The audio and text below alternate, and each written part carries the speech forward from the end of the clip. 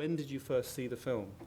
I think I first saw it probably in the late 1980s at the Barbican. It was part of a season of Soviet films. I think it was called Soviet Cinema. And you can recall that impact, that first moment? Yeah, it is totally life-changing, the film, for a whole variety of reasons. I think you do go through a lot of physical sensations when you're watching it. I think I was almost sick at certain points in the film. And the thing that's sort of so profound about it, particularly in the context of so much sort of filmage about violence and war, which is very romanticised, is this film doesn't romanticise violence. So it's or war. It tries to make you imagine what it's actually like through the lens of two very innocent young children. And it's sort of almost unbearable. Every inch of it is almost unbearable. I expect quite a few people to leave because it does just get worse and worse. So really, it does. But it's breathtaking in its sort of intellectual insistence on presenting the reality of violence as a cri de coeur to stop violence. And from the point of view of these two children, you know, who are actually right at the beginning of the film, someone tries to rescue them a bit from the violence, and then the film shows them getting gradually more and more entangled in it. And then I was reading, I didn't know that it was a Steadicam, because the subjectivity is remarkable. You know, the fact that you really do see the violence from these children's point of view. And it was very early Steadicam, which I didn't even know. And the final overwhelming impact is the soundtrack. A lot of it is done entirely from the point of view of the children, and very bad and violent things happen to them and to some of their senses, like the hearing of the little boy. And suddenly the soundtrack just goes straight into awful, horrendous oral subjectivity. I mean, it's just unbearable. And for the sound alone, it's a masterpiece for the sound alone. And I think that influenced every single bit of theatre I made afterwards. Every single show is influenced directly by the soundtrack in this film. And everyone who works with me knows that this is the point of reference, this film. So there are particular moments in the film that Katie loves the sound, and everyone goes and listens to them. It's a life changer. I mean, you come out very physically unsteady, and the way that you look at the world is changed. Totally. There we are. So no pressure. Is it a film that you revisit, or is it a film that you kind of hold in one or two screenings throughout your life? I mean, is it something that you kind of go back to as a kind of reminder of what? I'm not sure I could watch it again. I'm not watching it tonight.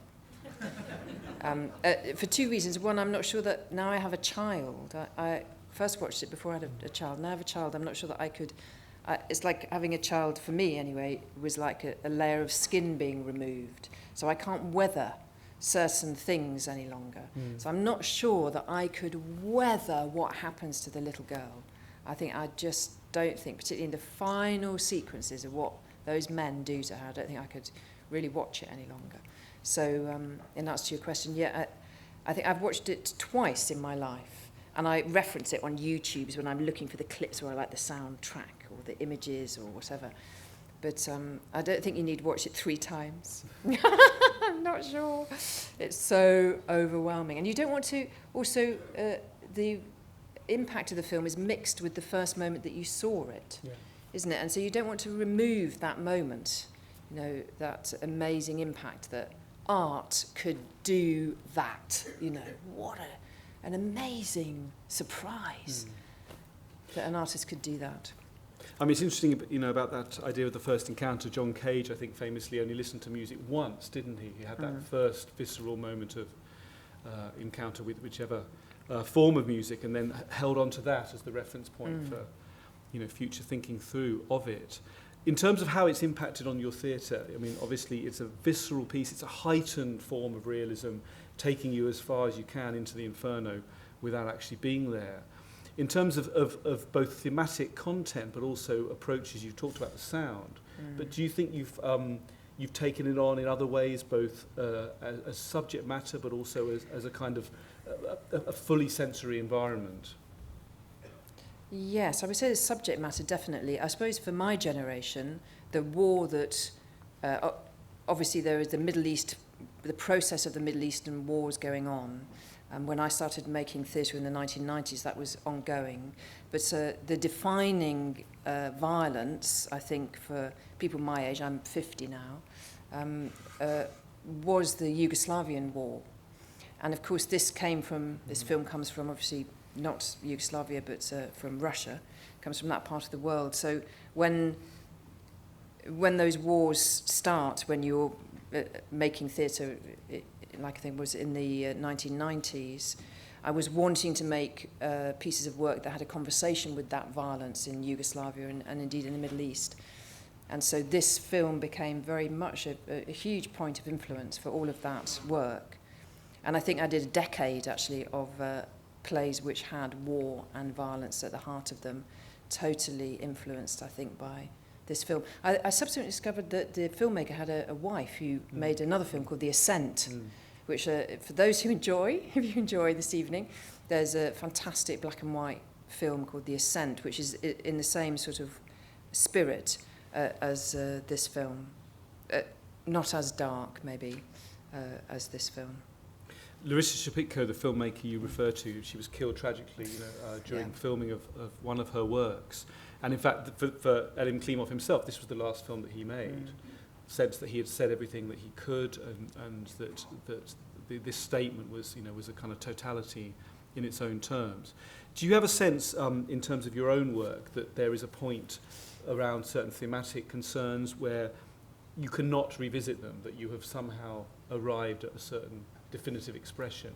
Or is theatre, being alive, fleeting medium in lots of ways, is it something that allows much more of a revisiting?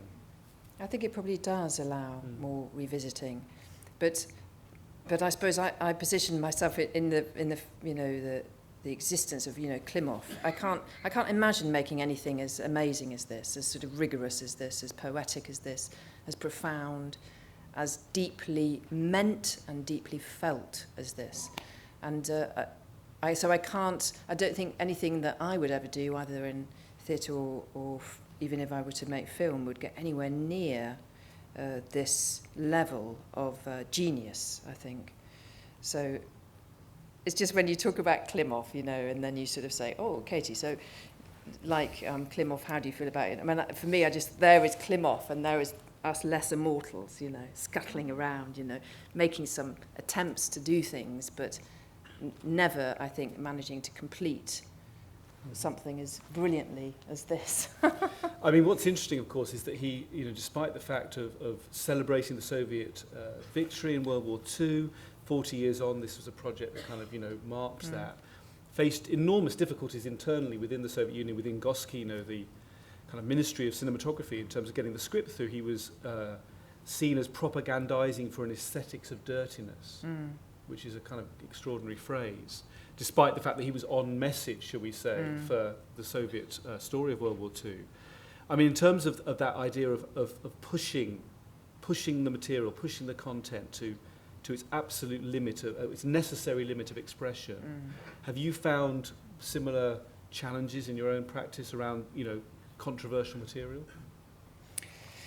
Yes, I've always been sort of interested in very radical formal experimentation, and that's led to a sort of an uncomfortable relationship sometimes with the theatre world in which I function, both, well, here mainly, less so in Germany and France or Holland.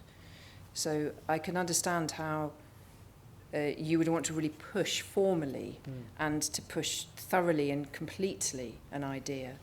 And my training was entirely in Eastern Europe, so I was, very early on, I went to Russia, Georgia, Lithuania and Poland, and that's where I learnt everything I still practice today.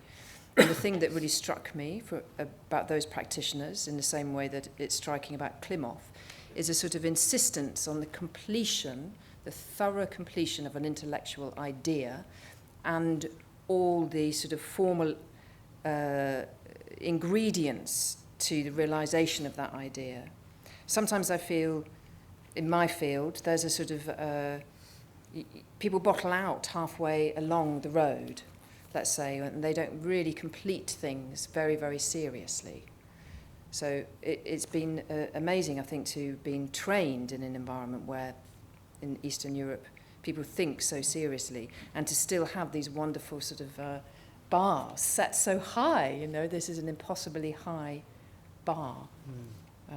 But I didn't know anything, actually. I don't know anything about Klimov, really. I couldn't even remember his wife's name. I don't know all of these things that you're telling me or that are in this document. All I remember, frame by frame, is the film. But which is exactly, obviously, how he would wish it to be. Yeah. I mean, I think what he and his screenwriter said about this film is, this is something we must leave after us as evidence of war, a plea for peace. And as you said yourself, it's exactly that.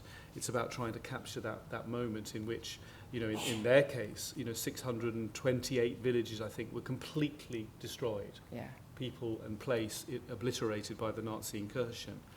So in terms of what art can do now, I mean, you mentioned the Middle Eastern wars, you mentioned Yugoslavia and the fragmentation there. I mean, how do you think about the role of what art, theatre in your case, can do? This film, I would say, justifies the function of art, I would say, completely, wholly, totally, non-negotiably. And every inch of it is, as you're rightly saying, a cry for the end of all violence, particularly violence that affects children, women, but finally any violence. And I suppose that all art can really do is look at those more complex metaphysical environments, you know, of what it is to actually experience violence, what it is to be 12 and to be eating some soup in your home when your mama is strangely no longer there, nor your sisters, and then to suddenly smell something that is really wrong, and then to suddenly notice that there are too many flies around in the room, and then to feel that something's so wrong that you have to run away from the house, and then to turn back and see piles of dead people. You know, once you've watched that sequence in the film, you understand so deeply how wrong violence is in any form. You just wish that you could just project it to all the political leaders across the world. You have to tie them, and they have to watch it at least 10 times a day for at least 2 years. You know, that would be much better. And then finally, they would realise that they shouldn't get involved in any violence. So, anyway, it's always hard to justify art. It's always hard. But I think with this film, it isn't, and that's a great thing. That's a great thing.